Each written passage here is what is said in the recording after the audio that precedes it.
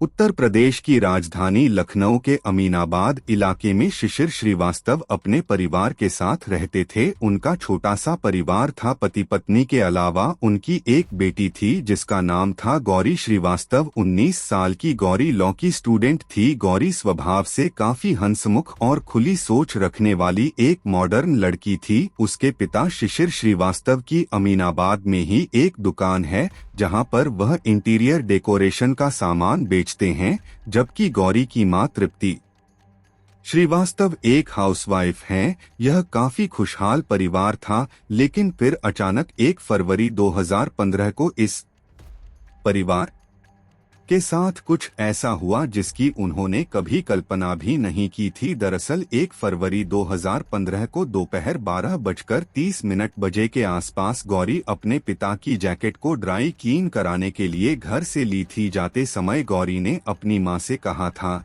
कि उसे मंदिर भी जाना है, इसलिए ड्राई क्लीनिंग के बाद वह सीधे मंदिर जाएगी। गौरी ने अपने घर से निकलने के बाद सबसे पहले अपने पिता की जैकेट एक दुकान में ड्राई क्लीनिंग के लिए दी और फिर वहां से वह मंदिर चली गई। उस समय उसके कई जानने वालों ने भी उसे जाते हुए देखा था। गौरी को घर से निकले हुए काफी समय हो गया था, यानी अब शाम के 4 बज गए थे, लेकिन गौरी अपने घर नहीं लौटी थी, जिसकी वजह से मां को चिंता होने लगी। और जब उनसे नहीं कहा गया तो उन्होंने गौरी को फोन किया, लेकिन उसने अपनी मां का फोन नहीं उठाया। गौरी की मां ने उसे कई बार फोन किया, लेकिन गौरी ने एक बार भी अपनी मां का फोन नहीं उठाया। परेशान होकर उन्होंने गौरी के पिता को फोन किया और बताया कि गौरी दोपहर 12:30 बजे जैकेट ड्राई क्लीन कराने के लिए गई थी, लेकिन अब तक वह घर नहीं लौटी है और न ही वह फोन उठा रही है। इसके बाद पिता शिशिर श्रीवास्तव ने भी गौरी को फोन किया। कई बार फोन लगाने के बाद फोन तो उठाया, लेकिन गौरी ने नहीं, बल्कि एक लड़के ने उसने कहा कि आप टेंशन मत लो, आपकी बेटी रात तक वापस लौट आएगी। इतना कहते ही उसने फोन काट दिया। गौरी के पिता ने दोबारा फोन किया तो उस लड़के ने फिर वही जवाब दिया, और जब शिशिर श्रीवास्तव ने उससे कहा कि एक बार गौरी से हमारी बात करवा, तो उस लड़के ने तुरंत फोन काट दिया। अब शाम के 5 बज चुके थे। गौरी के पिता भी दुकान बंद करके घर लौट आए थे। उन्होंने अपनी पत्नी से कहा कि अभी थोड़ी देर और गौरी का इंतजार करते हैं, क्या पता वह अपने दोस्तों के साथ हो। इंतजार करते करते दोपहर से लेकर रात हो गई थी, लेकिन गौरी का कोई अता पता नहीं था। उसकी मां ने दोबारा फिर गौरी के नंबर पर फोन किया। इस बार भी उसी लड़के ने फोन उठाया और बताया कि गौरी उसके साथ इको पार्क में बैठी है, वह थोड़ी ही देर में घर पहुंच जाएगी। गौरी की मां ने उस लड़के से कहा कि एक बार गौरी से हमारी बात करवा दो, लेकिन उसने बात नहीं करवाई और इस बार भी लड़के ने फोन काट दिया। गौरी के माता पिता को अब किसी अनहोनी का डर सताने लगा था, इसलिए उन्होंने सोचा कि क्यों न इस लड़के के बारे में पुलिस को सूचना दे दी जाए। लेकिन इससे पहले उन्होंने एक बार फिर गौरी को फोन लगाया। उस लड़के ने इस बार उन्हें बताया कि अचानक गौरी की तबीयत खराब हो गई है और वह उसे पीजीआई हॉस्पिटल लेकर जा रहा है। यह बात सुनकर गौरी के माता पिता बदहवास हालत में हॉस्पिटल पहुंचे, लेकिन वहां से पता चला कि उस हॉस्पिटल में गौरी नाम की कोई पेशेंट नहीं आई है। इसके बाद वह लोग इको पार्क में भी गए, लेकिन वहां भी उन्हें गौरी नहीं मिली। अब शाम के 7 बज चुके थे। उन्होंने फिर से गौरी को फोन लगाने की कोशिश की, लेकिन अब उसका फोन भी स्विच ऑफ हो गया था, जिससे गौरी के माता पिता की टेंशन और भी ज्यादा बढ़ गई और फिर थक हार कर वह लोग अमीनाबाद पुलिस स्टेशन पहुंचे और सारी बात पुलिस को बताई। पुलिस ने अपहरण का मामला दर्ज करके जांच करनी शुरू कर दी। गौरी को तलाश करते करते पूरी रात बीत गई, लेकिन उसके बारे में कहीं से भी कुछ पता नहीं चला। इधर पुलिस खोजबीन में जुटी थी। उधर 2 फरवरी 2015 की सुबह करीब 7 बजे शहीद पथ रोड से गुजर रहे कुछ लोगों की नजर एक बोरी पर पड़ी। वह बोरी रोड पर बिल्कुल करीब ही पड़ी थी। उसके आसपास कई कुत्ते भी घूम रहे थे। कुत्ते बार बार उस बोरी को सूंघ रहे थे। थोड़ी देर बाद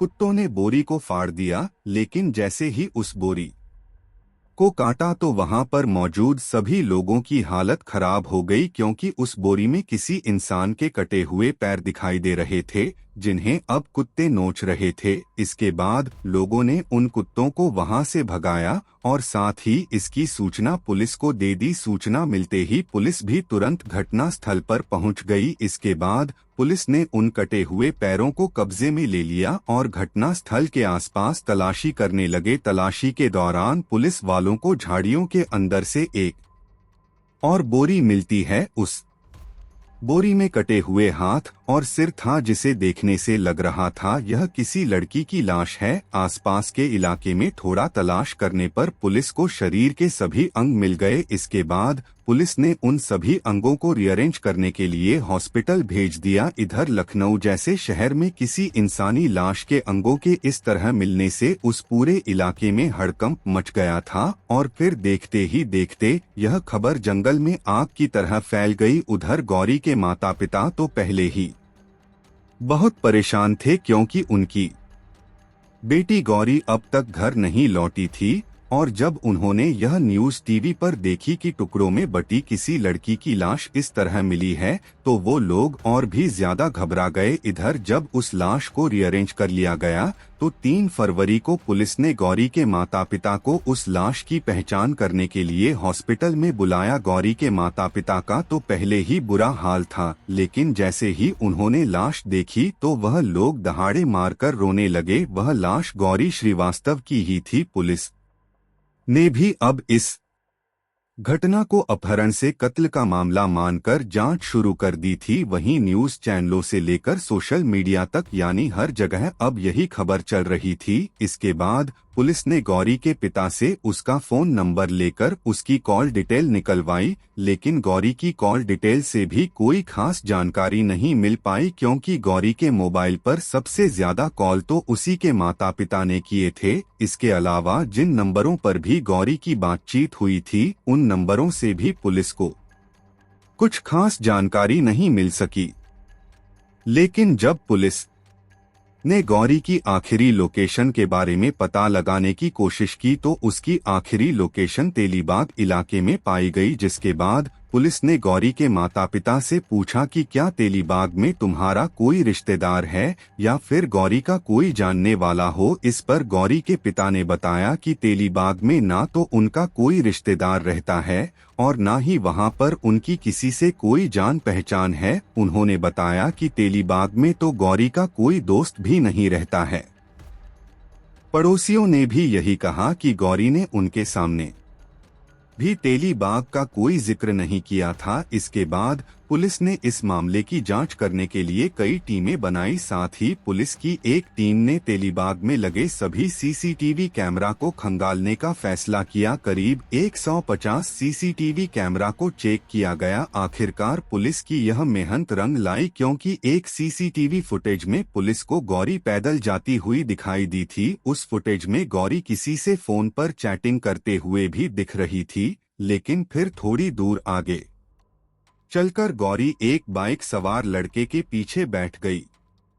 उस लड़के ने हेलमेट पहना हुआ था। गौरी के बाइक पर बैठते ही लड़के ने बाइक स्टार्ट की और फिर वह दोनों वहां से निकल गए। उस फुटेज में गौरी और वह लड़का तो दिखाई दे रहे थे, लेकिन वह सीसीटीवी फुटेज इतनी साफ नहीं थी कि उस बाइक के नंबर का पता लग पाता, जबकि पुलिस के पास गौरी की बस यही एक फुटेज थी। लेकिन काफी मेहनत और मशक्कत के बाद पुलिस ने यह पता लगा लिया था कि वह बाइक कौन सी कंपनी की थी। इसके बाद पुलिस की एक टीम ने आरटीओ ऑफिस पहुंचकर उस बाइक के बारे में जानकारी जुटाने की कोशिश की, मगर वहां से भी पुलिस को उस बाइक से संबंधित कोई जानकारी नहीं मिली। लेकिन जब पुलिस ने सीसीटीवी फुटेज की मदद से तेलीबाग में रहने वाले लोगों से उस बाइक सवार लड़के के बारे में पूछताछ करनी शुरू की तो पता चला कि वह लड़का कोई और नहीं बल्कि गौरी का ही दोस्त है, जिसका नाम हिमांशु प्रजापति है। हिमांशु तेलीबाग में ही रहता था। पुलिस ने हिमांशु को अरेस्ट करने से पहले उसकी जन्म कुंडली खंगालने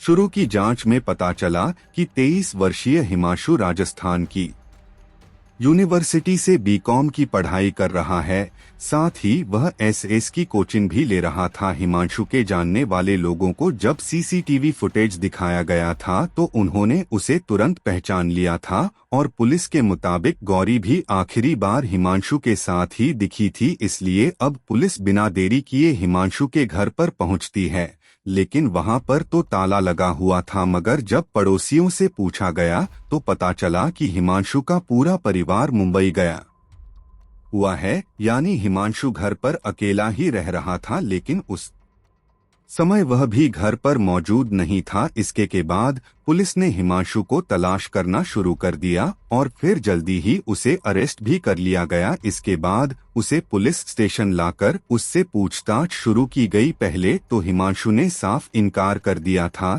कि वह उस समय गौरी के साथ नहीं था, लेकिन जब सख्ती से पूछताछ की गई तो हिमांशु जल्दी ही टूट गया। पूछताछ के दौरान हिमांशु ने बताया कि 1 साल पहले यानी साल 2014 में किसी कॉमन फ्रेंड के जरिए उसकी मुलाकात गौरी से हुई थी। गौरी खुले विचारों वाली लड़की थी, इसलिए और भी कई लड़कों से उसकी दोस्ती थी। वह सभी के साथ संगीत ना था, इसलिए हिमांशु ने सोचा कि क्यों ना आज गौरी को अपने घर बुलाया जाए। दरअसल वह मन ही मन गौरी से प्यार करने लगा था, क्योंकि उसे लगता था कि गौरी भी उससे प्यार करती है, लेकिन गौरी उससे प्यार नहीं करती थी। वह तो उसे सिर्फ एक अच्छा दोस्त मानती थी, इसीलिए वह हिमांशु के कहने पर उससे मिलने के लिए आ गई थी। इसके बाद 1 फरवरी 2015 को हिमांशु प्रजापति गौरी को बाइक पर बैठाकर अपने घर ले आया। वहां पर वह दोनों काफी देर तक बातें करते रहे,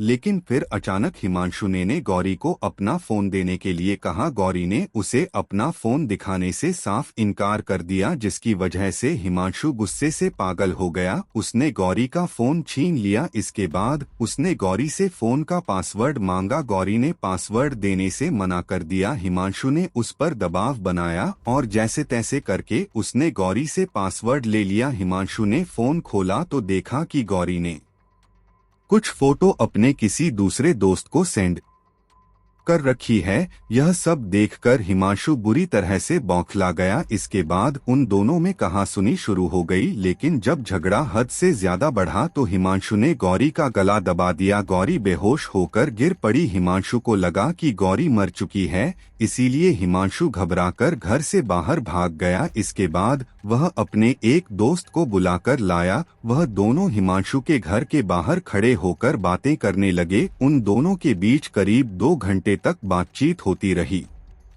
फिर हिमांशु का वह दोस्त भी वहां से चला गया।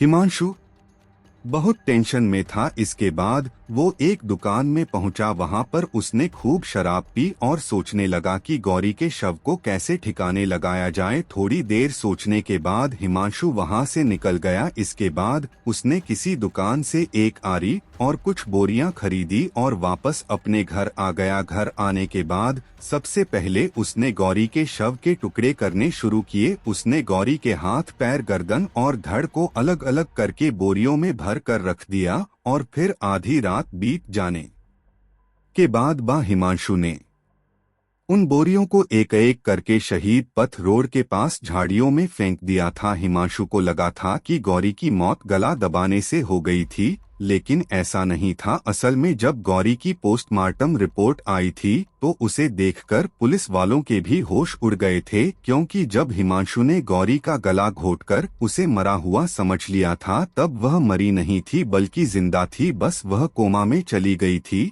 लेकिन हिमांशु ने उसे मरा हुआ समझकर आरी से उसके टुकड़े कर दिए थे। खैर, शव को ठिकाने लगाने के बाद हिमांशु ने अपने घर को अच्छी तरह से साफ किया और फिर आराम से सो गया। तलाशी के दौरान हिमांशु के घर से पुलिस ने गौरी का मोबाइल फोन, उसके कपड़े और गौरी की चप्पल को बरामद कर लिया था। इसके बाद पुलिस ने हिमांशु के उस दोस्त को भी अरेस्ट कर लिया था जिसने उस दिन हिमांशु के घर के बाहर खड़े होकर उसके साथ 2 घंटे तक बात की थी। इसके बाद पुलिस ने हिमांशु के बयान और सबूतों के आधार पर चार्जशीट तैयार करके उन दोनों को कोर्ट में पेश किया, जहां से उन्हें जेल भेज दिया गया, लेकिन फिर 2 महीने बाद हिमांशु के दोस्त को छोड़ दिया गया था क्योंकि इस कत्ल में उसका कोई भी हाथ नहीं था। फिर कुछ साल बाद हिमांशु के वकील ने भी जमानत के लिए याचिका दायर की थी, लेकिन इस सनसनीखेज कत्ल की वारदात में 11 जुलाई 2022 को हाई कोर्ट ने हिमांशु की जमानत याचिका खारिज कर दी थी